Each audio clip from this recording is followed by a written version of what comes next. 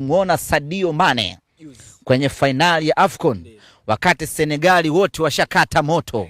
Senegali wote washakubali liwalo na liwe, tuendelee na boli. Senegali wote washakubali kutia mpira kwa pani, wanaondoka uwanjani. Senegali wote washasanda, wako vyumbani wanavua na viatu. Senegali wote hawataki tena kuendelea na mechi. Mwanamume mmoja tu anawaambia rudini tukacheze liwalo na liwe. Anawakusanya vijana wake, anawaambia rudini tukacheze, twendeni tukapambane.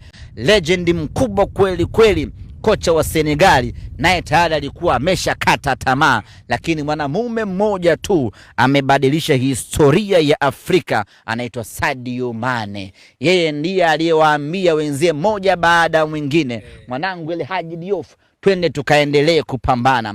Ndani Mbaye, twende tukaendelee kupambana. Mlinda mlango wetu baba, twende tukaendelee kupambana. Kila mtu akamfuata kwa jina lake, twende tukaendelee kupambana. Hii ngoma bado haijaisha, na ndiyo maana tukaenda kwa Mwamba Clatous Chota Chama na kumrejesha aje afanye kazi hiyo ndani ya Simba Sports Club.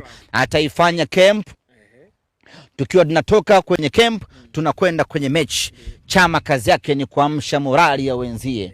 Tuko dressing room tunakwenda uwanjani, Chama ndio kazi yake kuamsha morali ya wenzie. Tuko uwanjani, ngoma imesha kuwa ngumu, Chama kazi yake kuamsha morali ya wenzie kwa sababu kuu mbili. Kwanza, na ubora wa hali ya juu mno, na fundi yoyote kwenye mpira lazima aheshimiwe. Uzuri ni kwamba watu wa mpira anayejua lazima umheshimu. Wale Senegali walimheshimu Mane sio kwa sababu kawazidi hela, sio kwa sababu kawazidi umaarufu, sio kwa sababu kacheza Liverpool, ni kwa sababu anajua mpira. Kwa hiyo wanamheshimu, huyu anajua mpira, ndiyo maana anaheshimiwa. Kwa hiyo Chama anaheshimiwa Simba Sports Club, na ndio maana ni rahisi kuambia wakina Libase Gay, twendeni tukafanye 1 2 3 wakati, kwa sababu anayesema ni mtu ambaye anajua anachokisema. Hiyo ndo sababu ya kumrejesha Chama.